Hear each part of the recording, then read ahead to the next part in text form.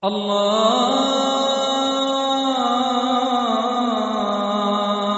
أكبر الله أكبر الله أكبر الله أكبر. الحمد لله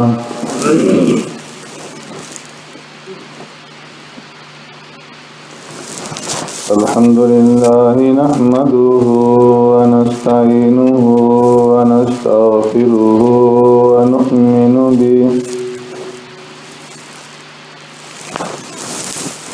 ونؤمن به ونتوكل عليه ونعوذ بالله من شرور أنفسنا ومن سيئات أعمالنا. من يهده الله فلا مضل له ومن يضلله فلا هادي له. ونشهد أن لا إله إلا الله وحده لا شريك له. ونشهد أن سيدنا ونبينا ومولانا محمدا عبده ورسوله أرسله الله إلى كافة للناس بشيرا ونذيرا وداعيا إلى الله بإذنه وسراجا منيرا. أما بعد فقد قال الله تبارك وتعالى في القرآن المجيد والفرقان الحميد.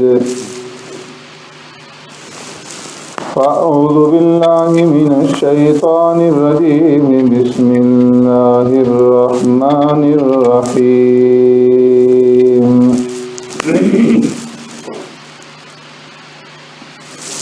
وإذ قال إبراهيم رب اجعل هذا بلدا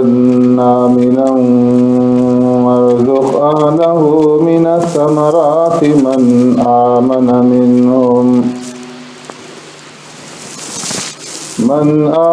منهم بالله واليوم الآخر. قال ومن كفر فأمتعه قليلا ثم أضطره إلى عذاب النار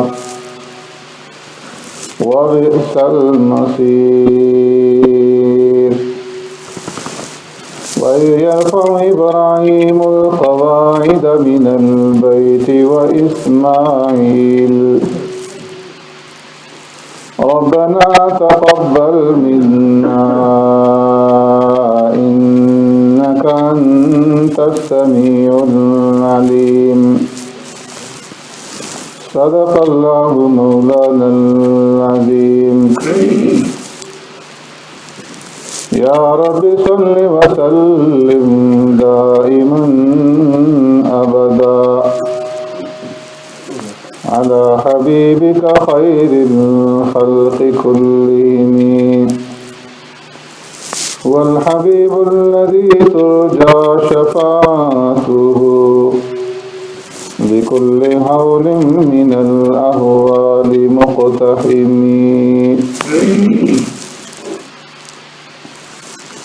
وإذ قال إبراهيم اور یاد کیجئے اس وقت کو جب کہا ابراہیم علیہ السلام نے رب اجعل هذا بلدا آمنا، اے پروردگار بنا دیجئے اس کو امن والا شہر. وارزق أهله من الثمرات، اور رزق عطا فرما اس کے رہنے والوں کو پھلوں میں سے. من آمن منهم بالله والیوم الآخر، ان میں سے ان کو جو ایمان لائیں اللہ پر اور آخرت کے دن پر۔ قال ومن کفر، فرمایا جس نے کفر کیا، فأمتعه قلیلا، میں فائدہ پہنچاؤں گا اس کو تھوڑا سا، ثم اضطره الى عذاب النار، پھر میں مجبور کروں گا اسے دوزخ کے عذاب کی طرف، وبئس المصیر، اور بری ہے جگہ پھرنے کی۔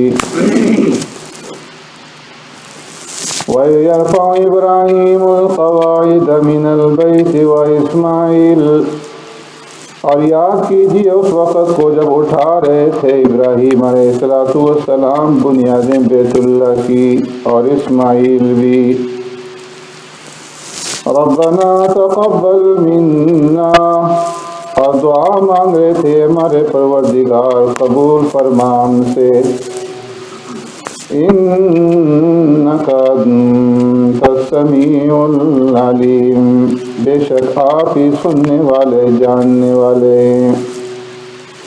آمنت باللہ وبآیاتہ،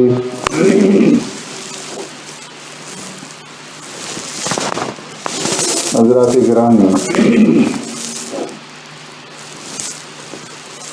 ان آیات میں حضرت ابراہیم علی نبینا علیہ الصلوۃ والسلام کی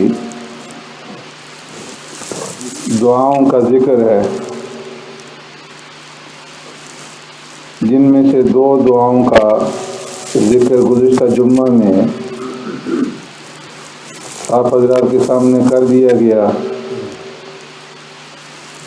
کہ یا اللہ اس وادی غیر ذی زرع کو آپ شہر میں تبدیل فرما دیں، اور اس شہر کو پرامن بنا دیں۔ اب آگے تیسری دعا کا ذکر کیا جا رہا ہے، وَارْزُقْ أَهْلَهُ مِنَ الثَّمَرَاتِ، اے پروردگار یہاں کے رہنے والوں کو آپ رزق عطا فرمائیں پھلوں میں سے۔ اس میں اللہ تبارک و تعالیٰ سے حضرت ابراہیم خلیل اللہ علیہ السلام نے اہل مکہ کے لیے رزق کی دعا مانگی،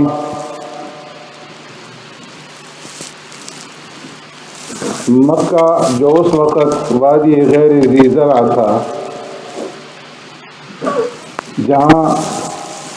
نہ کھیتی ہو سکتی تھی، نہ باڑی، نہ وہاں پر باغبانی ہو سکتی تھی، کوئی صورت ایسی نہیں تھی، تو ابراہیم علیہ السلام نے اللہ سے دعا مانگی کہ اے اللہ آپ یہاں کے رہنے والوں کو ثمرات میں سے رزق عطا فرمائیں۔ اس میں چند باتیں غور طلب ہیں کہ ابراہیم علیہ السلام نے یہ دعا نہیں مانگی کہ اللہ آپ اس شہر کو، اس مکہ کو، اس وادی کو اس قابل بنا دیں کہ یہاں پر کھیتی باڑی ہو اور یہاں پر پھل پھول پیدا ہوں اور اس زمین کے اندر نعمتوں کو اگانے کی صلاحیت مل جائے، بلکہ فرمایا کہ اے اللہ آپ یہاں کے رہنے والوں کو پھلوں میں سے رزق عطا فرمائیں، جس سے اس طرف اشارہ ہے کہ ان کو جو رزق ملے وہ باہر سے آئے اور دور دراز سے آ کر کے ان کو رزق عطا کیا جائے۔ اس کی وجہ یہ تھی کہ ابراہیم علیہ السلام یہ نہیں چاہتے تھے کہ میری اولاد یہاں پر کاشتکاری اور زراعت کے اندر مشغول ہو، بلکہ ابراہیم علیہ السلام نے دوسرے مقام پر اللہ سے دعا مانگتے ہوئے اپنی اولاد کو یہاں پر بسانے کا مقصد بھی عرض کر دیا۔ ربنا لیقیموا الصلاۃ، اے اللہ میں اپنی اولاد کو یہاں پر اس لیے بسا رہا ہوں، آباد کر رہا ہوں تاکہ یہ نماز قائم کرے، تیرے گھر کی خدمت کریں اور تیری عبادت کے اندر مشغول ہوں۔ تو اولاد کو وہاں پر بسانے کا مقصد اللہ کی عبادت کروانا تھا، تو اس لیے دعا ایسی مانگی کہ وہ اللہ کی عبادت کے اندر اور بیت اللہ کی خدمت میں مشغول رہیں اور رزق کا سامان باہر سے ہو۔ اور پھر جو الفاظ استعمال فرمائیں وَارْزُقْ أَهْلَهُ مِنَ الثَّمَرَاتِ، کہ اللہ یہاں کے رہنے والوں کو پھلوں میں سے رزق عطا فرما، ثمرات میں سے رزق عطا فرما۔ ثمرہ کہتے ہیں درخت سے نکلنے والے پھل کو، لیکن فرمایا کہ یہ لفظ عام، اس کا اطلاق ہر قسم کے ثمرات پر ہوتا ہے، ان ثمرات پر بھی جو پھلوں سے پیدا ہوں، درختوں سے پیدا ہوں، اور ان ثمرات پر بھی کہ جو مشینوں کے ذریعے سے ایجاد ہوں، مشینوں کے ذریعے سے جتنی بھی ایجادات ہیں وہ بھی ثمرات میں داخل ہیں۔ اسی طرح ہاتھ سے بنی ہوئی چیزیں دستکاری میں وہ بھی ثمرات میں ہیں۔ تو دعا ایسی جامع مانگ لی کہ ہر طرح کی جو ثمرات ہیں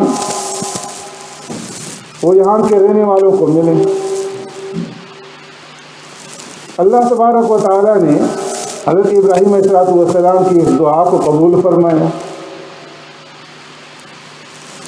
اور اس وقت اللہ نے یہ انتظام فرمایا کہ مکہ کے قریب طائف کو آباد کیا کہ وہاں پر ہر طرح کے پھل اور ہر طرح کی پیداوار جو ہے وہ اس خطۂ زمین کے اندر ہوتی تھی، اور وہاں سے مکہ مکرمہ آتی اور یہاں کے رہنے والوں کی ضروریات پوری ہوتی۔ بعض روایات سے معلوم ہوتا ہے کہ طائف کا یہ جو علاقہ ہے یہ شام کا علاقہ ہے۔ ابراہیم علیہ السلام کی دعا سے اللہ تبارک و تعالیٰ نے حضرت جبرائیل علیہ السلام کو حکم دیا کہ تم زمین کا یہ خطہ اٹھا کر کے یہاں پر رکھ دو۔ تو شام سے حضرت جبرائیل علیہ السلام نے طائف کا یہ خطہ اٹھایا اور طائف کے مقام پر رکھ دیا۔ اور بعض اسرائیلی روایات کے اندر یہ بھی ہے کہ اس کو طائف اس لیے کہا جاتا ہے کہ پہلے جب اس کو اٹھا کر کے لایا گیا تو بیت اللہ کا طواف کروایا گیا اور پھر اس مقام پہ رکھا گیا، تو اللہ نے طائف کے اندر اگانے کی صلاحیت رکھ دی اور ہر طرح کی نعمتیں اہل مکہ کو ملنے لگی۔ اور پھر آج جو لوگ جن کو اللہ نے سعادت دی ہے وہاں کی حاضری کی، وہ جانتے ہیں کہ اللہ تبارک و تعالیٰ نے ابراہیم علیہ السلام کی دعا کو اس طرح سے قبول فرمایا ہے کہ پوری دنیا سے انسان وہاں جمع ہوتے ہیں اور ان کی ہر ایک ضرورت پوری ہوتی ہے۔ کوئی چیز ایسی نہیں جو زمین کے اندر پیدا اور وہاں موجود نہ ہو۔ اور نہ صرف پھلوں میں سے، کھانے پینے کی چیزوں میں سے، بلکہ ہر طرح کی دنیا کے اندر جتنی بھی صنعت ہے، مشینری کے ذریعے سے جتنی بھی چیزیں ایجاد ہوتی ہیں وہ وہاں پر موجود، دستکاری کا ہر ایک سامان وہاں موجود۔ تو فرمایا کہ وَارْزُقْ أَهْلَهُ مِنَ الثَّمَرَاتِ، ابراہیم علیہ السلام نے جو دعا مانگی، اس دعا کے نتیجے میں نہ صرف وہاں کے رہنے والے اس سے نفع اندوز ہو رہے ہیں، اس سے فائدہ اٹھا رہے ہیں، بلکہ ساری دنیا کے جانے والے جو زائرین ہیں وہ بھی اس سے فائدہ اٹھاتے ہیں۔ پھر ابراہیم علیہ السلام نے اس دعا میں ایک قید لگا دی، من آمن منہم باللہ والیوم الآخر، کہ اللہ یہاں کے رہنے والوں کو تو رزق عطا فرما، لیکن ان کو من آمن منہم، کہ جو ان میں سے اہل ایمان ہیں، جن کا اے اللہ آپ کے اوپر ایمان ہے، آخرت کے دن کے اوپر ایمان اور یقین ہے، آپ اہل ایمان کو رزق عطا فرما۔ یہ قید ابراہیم علیہ السلام نے کیوں لگائی؟ اس لیے کہ اس سے پہلے ابراہیم علیہ السلام نے مطلق دعا مانگی تھی، جب اللہ نے فرمایا انی جاعلک للناس اماما، کہ ابراہیم میں تمہیں لوگوں کا پیشوا اور مقتدا بنانے والا ہوں، تو عرض کیا ومن ذریتی، اے اللہ میری اولاد کو، اور اس میں ساری اولاد شامل تھی۔ تو اللہ نے فرمایا لا ینال عہد الظالمین، جو ظالم ہوں گے، کافر ہوں گے، ان کے لیے میرا یہ وعدہ نہیں ہے، ان کے لیے تمہاری یہ دعا مقبول نہیں ہے۔ تو یہاں پر جب ابراہیم علیہ السلام اہل مکہ کے لیے رزق کی دعا مانگنے لگے تو وہ دعا یاد آ گئی، تو اس لیے قید لگا دی من آمن منہم باللہ والیوم الآخر، اے اللہ ان کو رزق عطا فرما جو آپ کے اوپر ایمان لائیں اور آخرت کے دن کے اوپر ایمان لائیں۔ اللہ نے جواب دیا قال ومن کفر فَأُمَتِّعُهُ قَلِيلًا، نہیں ہے ابراہیم، صرف اہل ایمان کو میں رزق نہیں دوں گا، بلکہ ومن کفر، جو کافر ہوں گے، جو میرے اوپر یقین نہیں رکھتے اور آخرت کے دن کے اوپر یقین نہیں رکھتے، ایمان نہیں رکھتے، میں انہیں بھی رزق دوں گا۔ فَأُمَتِّعُهُ قَلِيلًا، میں تھوڑا فائدہ انہیں بھی پہنچاؤں گا، اس لیے کہ یہ رزق کا معاملہ ہے اور میرا رزق سارے انسانوں کے لیے عام ہے، چاہے وہ مومن ہوں، چاہے وہ کافر ہوں، چاہے وہ دوست ہوں، چاہے وہ دشمن ہوں۔ اس لیے كُلًّا نُمِدُّ هَٰؤُلَاءِ وَهَٰؤُلَاءِ مِنْ عَطَاءِ رَبِّكَ وَمَا كَانَ عَطَاءُ رَبِّكَ مَحْظُورًا، ہر ایک کو ملے گا، ان کو بھی ملے گا، ان کو بھی ملے گا، مومنوں کو بھی ملے گا، کافروں کو بھی ملے گا۔ وَمَا كَانَ عَطَاءُ رَبِّكَ مَحْظُورًا، تو میں تیرے رب کی جو نعمت ہے یہ محدود نہیں۔ وہاں پر جو آپ نے دعا مانگی تھی اس کا تعلق فضل سے تھا اور اس کا تعلق عدل سے ہے۔ رزق کا جو معاملہ ہے یہ عدل سے تعلق رکھتا ہے اور میرا عدل سب کے لیے عام ہے، اور فضل جس کے اوپر میں چاہوں کروں۔ اس لیے کہ وہاں جو دعا مانگی تھی اور میں اس کا تعلق اقتدار سے تھا، خلافت سے تھا، نبوت سے تھا، تو فرمایا کہ میں مقتدا، پیشوا اور اپنا خلیفہ جسے چاہوں گا اسے بناؤں گا، لیکن جہاں تک رزق کا معاملہ ہے وہ محدود نہیں ہے، دنیا کے اندر سب کو دوں گا۔ فَأُمَتِّعُهُ قَلِيلًا، لیکن فرمایا کہ دنیا کے اندر چاہے جس کو جتنا بھی زیادہ رزق مل جائے، دنیا کی جتنی بھی آسائش اور نعمتیں جتنی بھی زیادہ مل جائیں وہ قلیل ہے۔ فَأُمَتِّعُهُ قَلِيلًا، آخرت کے مقابلے میں انتہائی ہی قلیل ہے، اس لیے کہ دنیا کی زندگی چاہے جتنی بھی لمبی ہو، آخرت کے مقابلے میں اس کی کوئی اہمیت نہیں۔ اور پھر اس لیے بھی کہ اس دنیا کی اللہ رب العزت کی نگاہ میں کوئی قدر و قیمت نہیں ہے، اس لیے فرمایا کہ میں کافروں کو محروم نہیں کروں گا، بلکہ دنیا کے اندر میں کافروں کو بھی ہر طرح کی نعمتیں دوں گا۔ پیارے پیغمبر صلی اللہ علیہ وسلم نے ارشاد فرمایا لو كانت الدنيا تعدل عند الله مثل جناح بعوضة ما سقى كافرا منها شربا، اگر اس دنیا کی رب العالمین کی نگاہ میں ایک مچھر کے پر کے برابر بھی کوئی وقت ہوتی، حیثیت ہوتی، تو کافر کو ایک گھونٹ پانی کی بھی اللہ نہ دیتا، لیکن اس دنیا کی کوئی حیثیت اور وقت اللہ کی نگاہ میں اتنی بھی نہیں ہے جتنی مچھر کے پر کی ہوتی۔ ایک حدیث میں فرمایا الا ان الدنیا ملعونہ ملعونۃ ما فیہا، یہ دنیا ملعون ہے اور اس دنیا کے اندر جو کچھ ہے وہ بھی سب کا سب ملعون ہے، الا ذکر اللہ، سوائے اللہ کے ذکر کے، اللہ کی یاد کی، اللہ کی عبادت کے اور اس کے متعلقات کے، او عالم او متعلم، یا عالم اور متعلم۔ اس لیے فرمایا کہ فَأُمَتِّعُهُ قَلِيلًا، میں سب کو دنیا میں دوں گا، چاہے وہ دشمن ہو چاہے وہ دوست ہو۔ دوسرے مقام پہ اللہ رب العزت نے فرمایا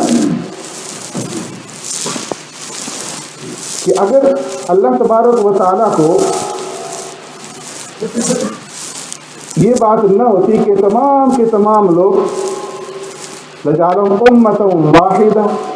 ایک ہی دین کی پر آ جاتے، ایک ہی مذہب پہ جمع ہو جاتے، لَجَعَلْنَا لِمَنْ يَكْفُرُ بِالرَّحْمَنِ لِبُيُوتِهِمْ سُقُفًا مِّن فِضَّةٍ وَمَعَارِجَ عَلَيْهَا يَظْهَرُونَ، تو جو کافر ہیں، رحمان کے منکر ہیں، فرمایا میں دنیا میں ان کو اتنی نعمتیں دیتا کہ ان کے گھروں کے جو چھت ہیں ان میں چاندی کا بنا دیتا، وَمَعَارِجَ عَلَيْهَا يَظْهَرُونَ، اور سیڑھیاں جن کے ذریعے سے یہ اپنے گھروں کی چھتوں پہ چڑھتے ہیں انہیں بھی چاندی کا بنا دیتا، وہ ابواباً، اور گھروں کے دروازوں کو بھی، اور ان کے بیٹھنے کے لیے ایسے تخت بنا دیتا کہ وہ بھی سونے اور چاندی کے ہوتے۔ وَإِن كُلُّ ذَلِكَ لَمَّا مَتَاعُ الْحَيَاةِ الدُّنْيَا وَالْآخِرَةُ عِندَ رَبِّكَ لِلْمُتَّقِينَ۔ فرمایا یہ سب کا سب دنیا کا متاع ہے، لیکن آخرت کی جو نعمتیں ہیں وہ صرف کس کے لیے ہیں؟ اہل ایمان کے لیے ہیں، متقین کے لیے۔ سبحانک اللہم و بحمدک، نشہد ان لا الہ الا انت۔